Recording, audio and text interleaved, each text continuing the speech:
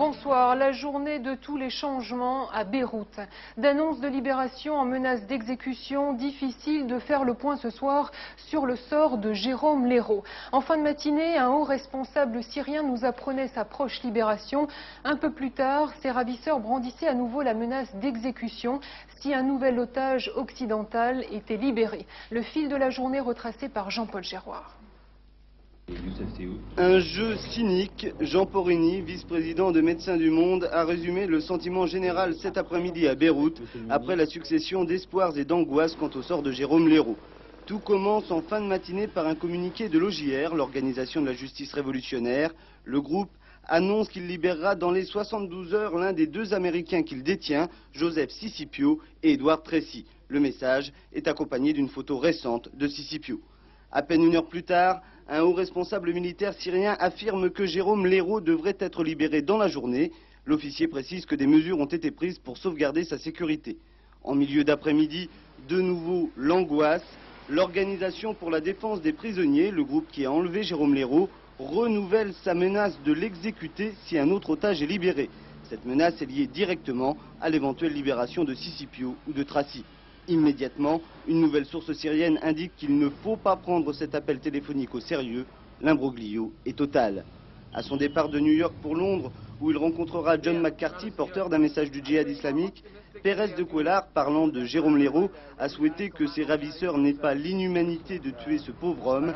Il a toutefois affirmé qu'il avait toujours bon espoir qu'un autre otage américain soit libéré d'ici 2 à 3 jours. La guerre des nerfs à Beyrouth, mobilisation de la capitale libanaise pour retrouver le Français enlevé il y a 2 jours. L'analyse et la situation ce soir sur place avec une correspondance par téléphone d'Alain Ménargue. Le communiqué de libération et d'enlèvement cache en fait 2 réalités. La première concerne un processus de libération des otages occidentaux détenus au Liban, processus déjà en partie négocié qui comprend la libération de 2 otages. L'un d'eux, John McCarthy, est déjà à Londres et le second devrait pouvoir quitter son lieu de détention dans les 72 heures. Reste que ce processus n'a pas tenu compte des intérêts politiques, financiers ou tout simplement familiaux de certains moudjahidines qui se sont mouillés pour le djihad islamique dans le passé, et c'est la deuxième réalité. Ils ont constitué l'Organisation de la défense des droits des prisonniers et ont tenté d'entraver le mécanisme de libération en enlevant Jérôme Lerro. Ce rapt a secoué les autorités syriennes et libanaises, mais aujourd'hui l'enquête policière est terminée, a dit le ministre de l'Intérieur libanais.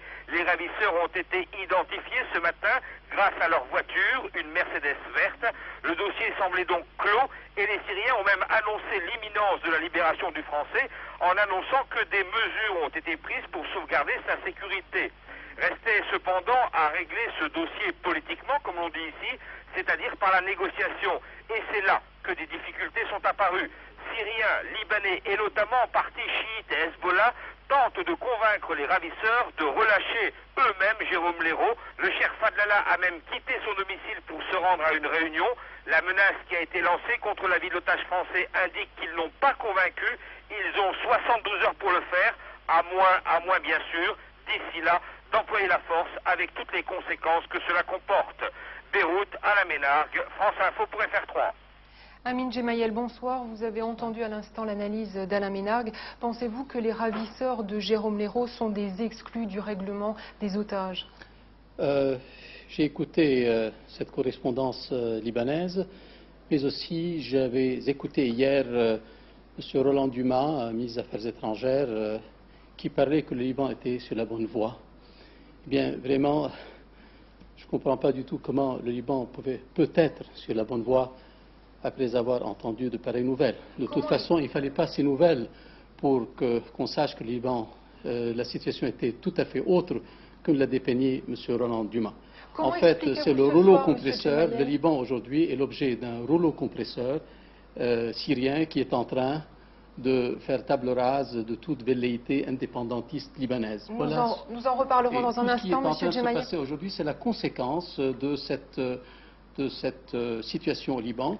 Comment expliquez-vous la résurgence du terrorisme?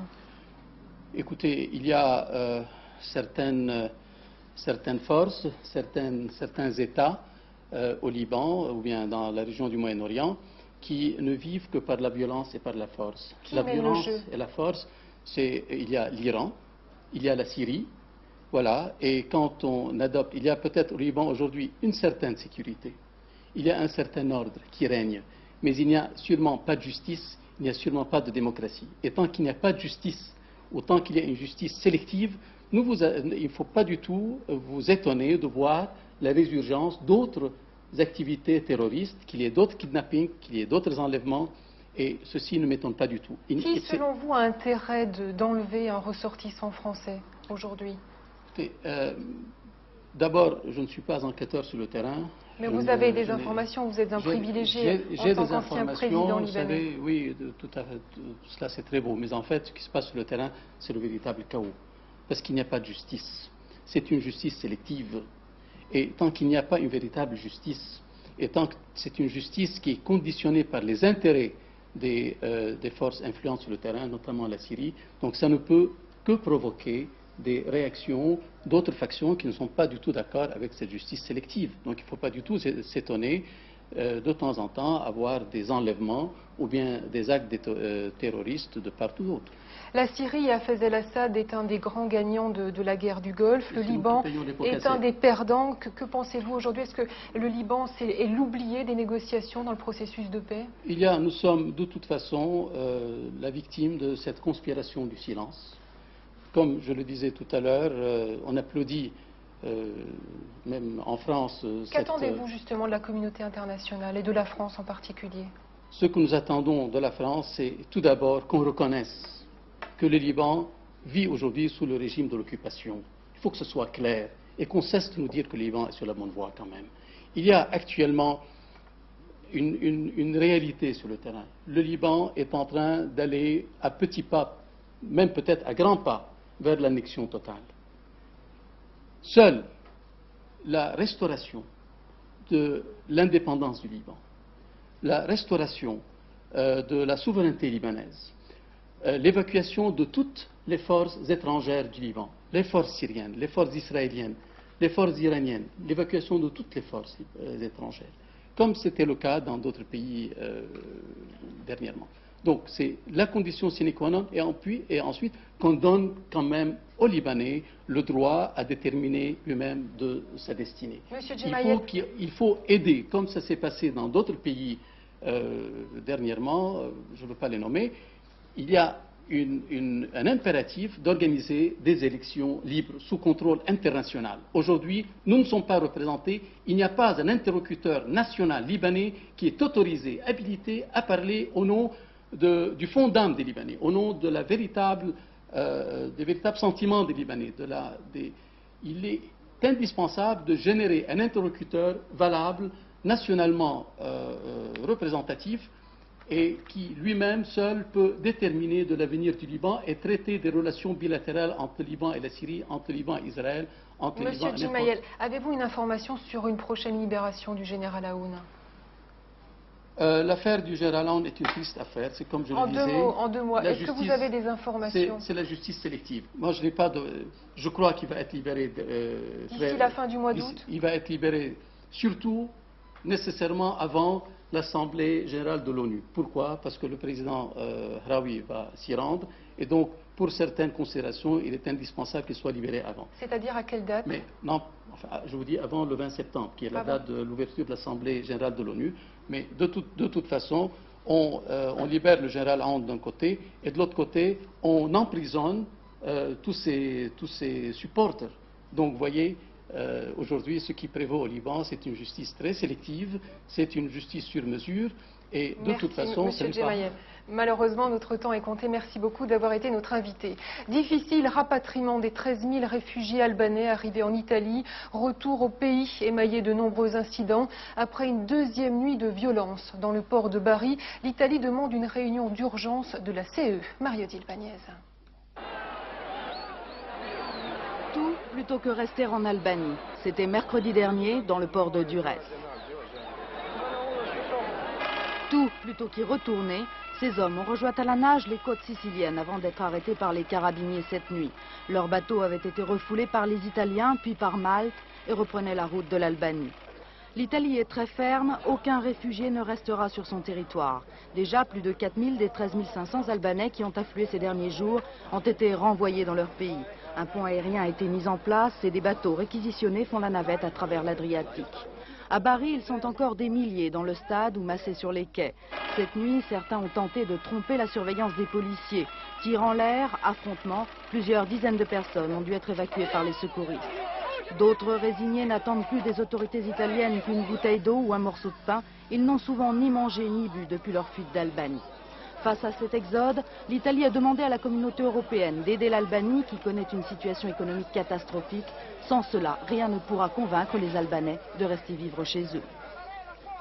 Regain de tension à Madagascar, la garde du président malgache a tiré en milieu de journée sur des manifestants qui convergeaient vers le palais. Au moins 9 morts selon des témoins. Ils étaient 400 000 à participer aujourd'hui à une marche pour la liberté. Polémique en Afrique du Sud, Nelson Mandela, le président du Congrès national africain, accuse le président Frédéric de Klerk d'être en partie responsable des incidents meurtriers survenus dans la nuit d'hier. Dans une ville située à 200 km de Johannesburg, de violents affrontements ont opposé militants de l'extrême droite blanche aux forces de l'ordre, des manifestants sympathisants du mouvement afrikaner qui ont essayé d'interrompre le discours du président sud-africain. Bilan des heures, au moins 2 morts et 56 blessés. En France, le recours à la publication de photos pour lutter contre les terroristes, une arme déjà utilisée en 1986 par le gouvernement de Jacques Chirac, une arme que Philippe Marchand brandit à nouveau aujourd'hui en diffusant la photo des 3 Iraniens suspectés d'être les assassins de Chapour Bakhtiar. Le point sur l'enquête, Caroline Sins. Voici les photos des 3 Iraniens supposés être les meurtriers de Chapour Bakhtiar et de son secrétaire. Ces 3 hommes sont les derniers à avoir pénétré dans la villa de Chapour Bakhtiar. C'était mardi dernier à 17 h, ils en sont ressortis à 18 h. C'est exactement l'heure à laquelle est supposée remonter la mort selon l'autopsie.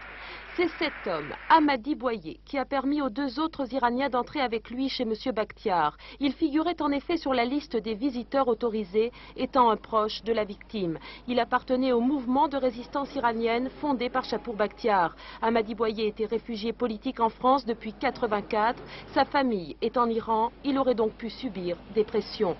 Les 2 autres individus sont Vakil Irad, lui aussi sympathisant du mouvement de résistance iranienne, et Azadi Mohammad, de nationalité iranienne. Ils seraient arrivés de Téhéran le mois dernier, ayant obtenu leur visa d'entrée en France le 27 juillet. Le fils de M. Bakhtiar, inspecteur des renseignements généraux, avait rédigé une note autorisant ces 3 Iraniens à rendre visite à son père. La brigade criminelle recherche ces 3 hommes qui ont disparu. De l'assassinat à la découverte des corps par la police, il s'est écoulé 36 heures. 36 heures pendant lesquelles les 3 Iraniens ont eu tout le temps de s'enfuir à l'étranger. Ils sont peut-être en Iran actuellement. Pour toute information susceptible de faire avancer l'enquête, un numéro vert mis à votre disposition. Vous le voyez, il fonctionne 24 heures sur 24 et il vous faut composer le 05 29 54 95. Le démantèlement d'une filière d'immigration clandestine turque. Elle aurait permis l'entrée illégale d'au moins 1200 personnes par le poste frontière de Vintimille en 1989. La mafia serait impliquée dans ce trafic. Yannick Aroussi, Richard de Silvestro.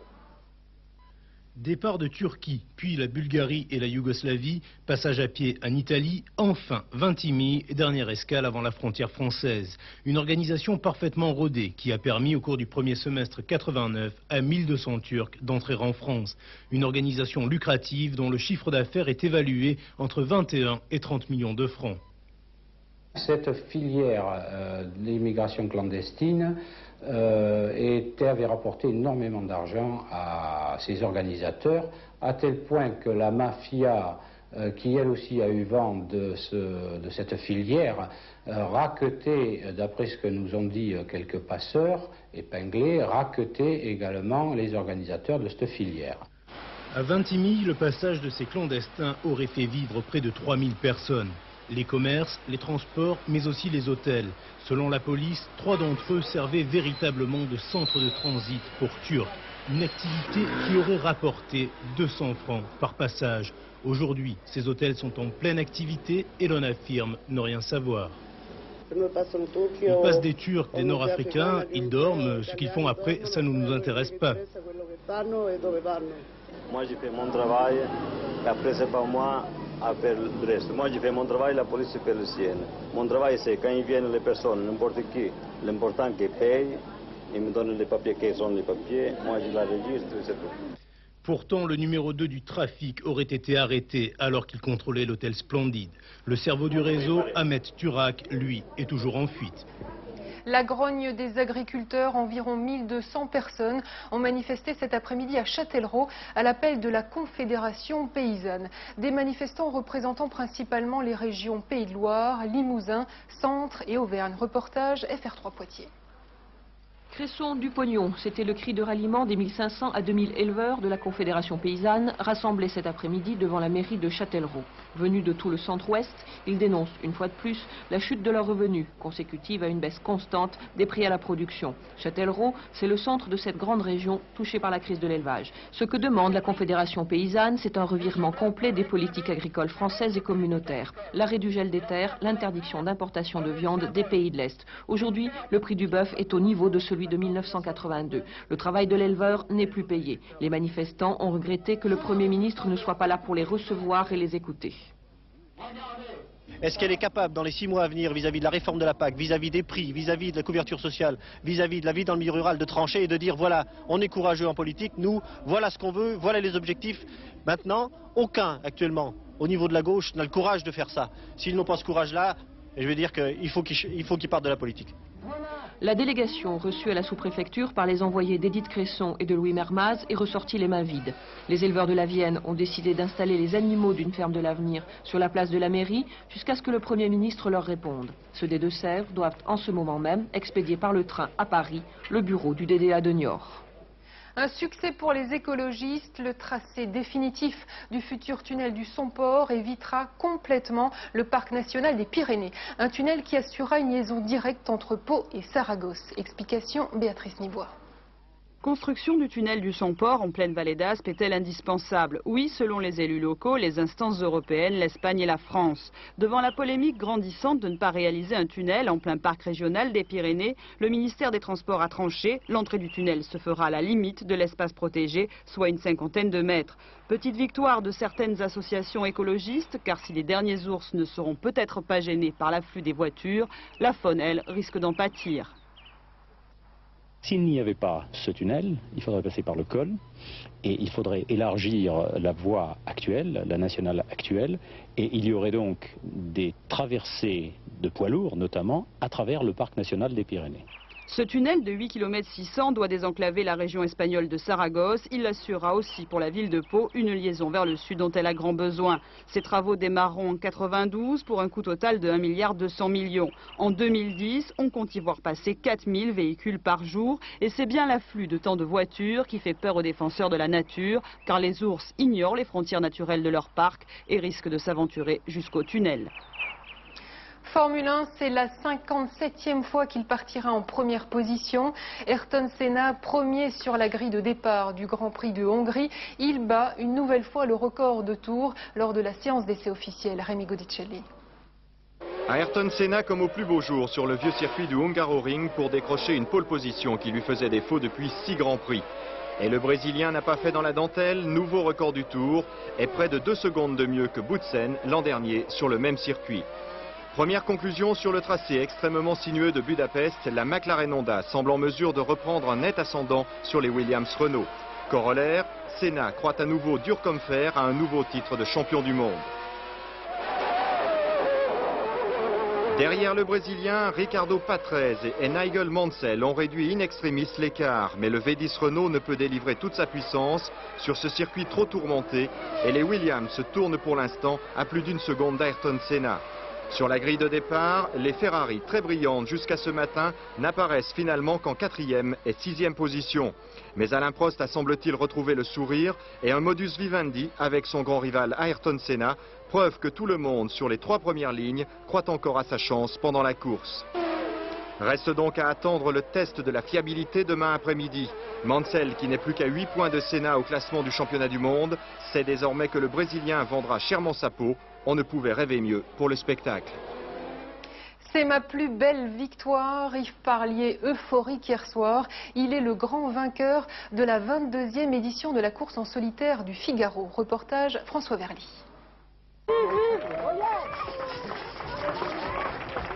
Samedi, 2h50 du matin, la joie d'Yves Parlier sur les pontons de Lorient fait plaisir à voir. En terminant 8e de la dernière étape entre Gijón et Lorient, Parlier a préservé l'essentiel, la victoire finale. Dans cette édition du Figaro, il les a tous matés, les Desjoyaux, les Lamiaux, les Lecam. Aucun doute, le Bordelais était intouchable, l'hommage du vaincu au vainqueur. Il nous a surtout impressionné dans les 3 premières étapes, en gagnant les 3 premières étapes d'affilée, ce qui est quand même assez exceptionnel pour une course du Figaro. On est 40 bateaux identiques, avec un plateau, il n'y a pas que des manchots dedans. Du coup, le récital d'Yves Parlier éclipse la victoire d'étape de Christophe Kudenek. Une fin de course qui aura valu également par le mano à mano entre Michel Desjoyaux et François Lamiaux. Finalement, Desjoyaux devance au finish à Lorient François Lamiaux et conserve sa 2e place au général. 2h01 d'avance sur Desjoyaux, 2h28 sur Lamiaux. Yves Parlier aura donné à ses adversaires une grande leçon de voile. Pas mal pour ce Bordelais de 31 ans, né à Paris et qui s'est engagé dans ce Figaro 91 sans véritable sponsor. Leur séparation n'aura été que de courte durée. Jacques Villeray vient de retrouver sa chère contrebasse, la pièce de Patrick Suskind qui lui avait valu d'être nommé aux Molières. Il l'a retrouvée là où il l'avait laissée. Reportage Dominique Poncet et Jean-Jacques Ledeuil.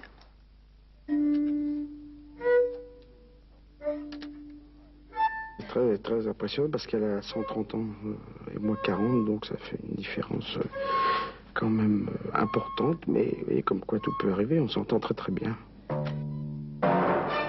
Ils avaient vécu 7 mois un accord parfait. Après une courte séparation, les voici de nouveau réunis au Théâtre Hébertot. Jacques Villeray et sa contrebasse, l'histoire déchirante d'un musicien qui entretient des relations passionnelles avec son instrument. Mais quel instrument hideux, hein? Non mais regardez-la, je vous en supplie, regardez-la, on dirait une grosse bonne femme, vieille, hein? Mon Dieu, qu'elle est vieille. Vous avez vu, les hanches trop basses, sa taille complètement ratée, beaucoup trop marquée vers le haut et pas assez fine, hein?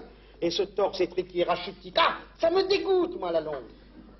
Tout ce que j'avais aimé à la première lecture ne s'est pas démenti en jouant, même tous les jours, c'est un plaisir renouvelé. Je me suis jamais surpris, là, au bout de 160 et quelques, à m'ennuyer, il n'y a pas un jour où je trouve pas un petit quelque chose.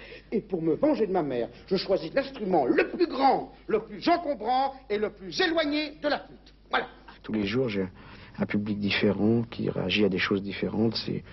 Pour moi, c'est tous les jours un jour nouveau, quoi. J'ai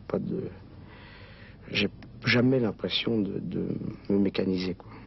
D'un point de vue historique, vous voyez, la contrebasse est le résultat d'un métissage. Et c'est jamais bon, le métissage. Non, vous pouvez regarder, ça, c'est le bas d'un gros violon, d'accord? Et le haut d'une grande viole de gambe, hein? Ce qui nous donne, quoi, l'instrument le plus laid, le plus affreux, le plus pâteau, le plus inélégant qui ait jamais existé. Voilà. Le Quasimodo de l'orchestre. Voilà ce que tu es. Saleté, hein?